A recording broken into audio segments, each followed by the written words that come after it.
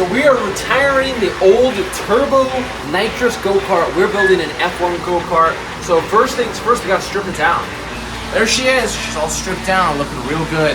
Now, we're gonna take this to a sandblaster and get all the paint stripped off. So here we go. So the go-kart's back. It's sandblasted. We put a lot of the old components back on, some new components, and we got these big wheels which we're gonna put on.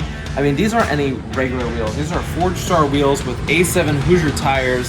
I mean, it doesn't get crazier than that. If you think this is overkill, that's an understatement.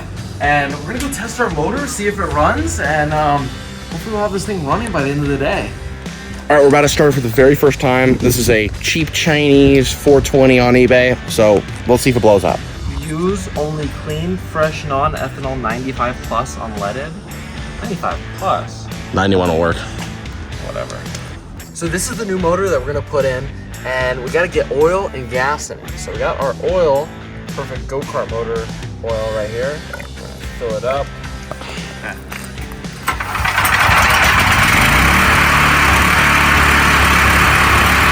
Then we started working on the custom hubs. This is a 4-lug hub, but we need to make it fit a 5 by 4 3/4 bolt pattern. So we used this cool little stencil and marked it up and then started drilling. Slow and steady and lots of oil is the trick. Who needs a machine shop when you got Lenny? It took a decent amount of time, but once we were good, we pressed in those new wheel studs, then we got them on the wheels, then we started attaching the wheels to the front of the go-kart, and it works great so far. Steering isn't too bad, actually a lot better than I thought, although we're going to need to extend the entire go-kart. Then I bolted the rear wheels on, and it's staggered for now, but we're going to extend the front to match. Traction should be the least of our worries now.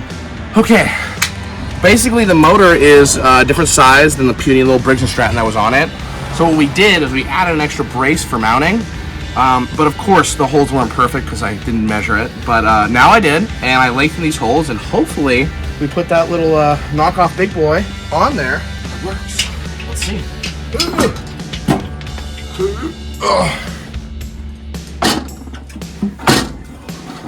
Okay, moment of truth.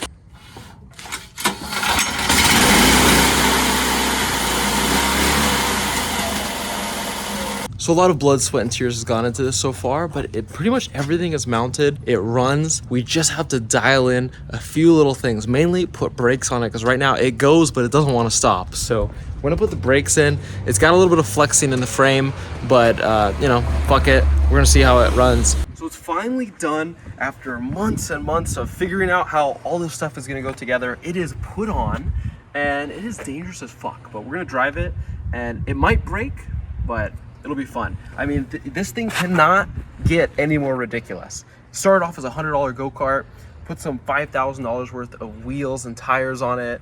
So let's drive it.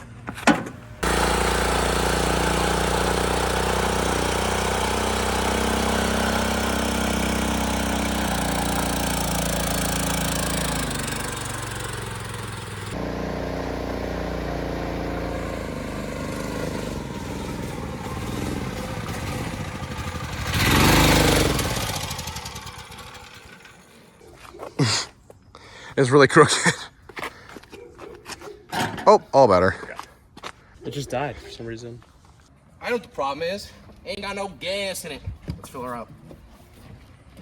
It's giving us all these problems, and it just didn't have any fuel.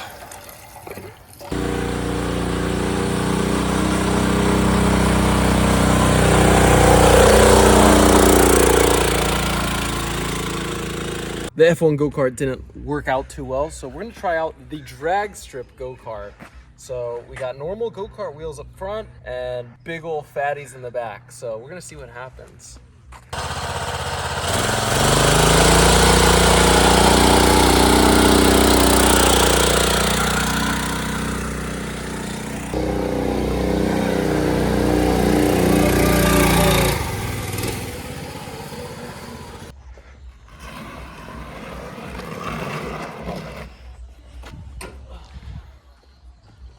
So the Donk F1 go-kart does move with the big wheels, but it doesn't move as fast as I want or handle as well as I'd want.